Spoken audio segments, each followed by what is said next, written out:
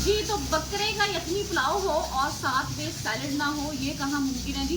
ये देख लें, मैंने खीरों को इस क्यूब की शक्ल में काटा है जी।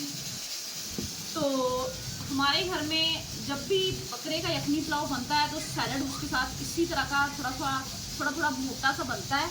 और लोग, मुझे पता है, कहेंगे कि जी आपने तो बहुत मोटा बना लिया है, ये है वो है जी। बकरे का पुलाव जब भी बनता है तो इसी टाइप का सलाद बनता है। बाकी आपको मिक्स करके फिर मैं दिखाती हूँ जी। तो इस पर हम डालेंगे हल्की सी काली मिर्च और थोड़ा सा नमक।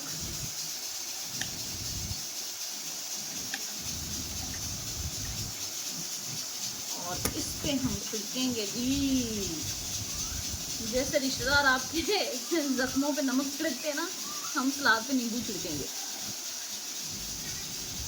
ये हम लोगों ने छिड़क दिया जी। अब इसको अपने हाथ में अच्छी तरह से धोए हुए थे, ये ना कीजिएगा कि हाथ से ही मिक्स कर दिया। देखें, अब इसको अच्छी तरह से मिक्स करके सैलड हमारा कुछ इस तरह से रेडी है। ये देख लें, मैंने प्याज को भी उसी तरह काटा है और बंद गोभी को। टमाटर जो है वो हम सलाद में इतना अच्छा नहीं महसूस करते, तो बाकी देख लें।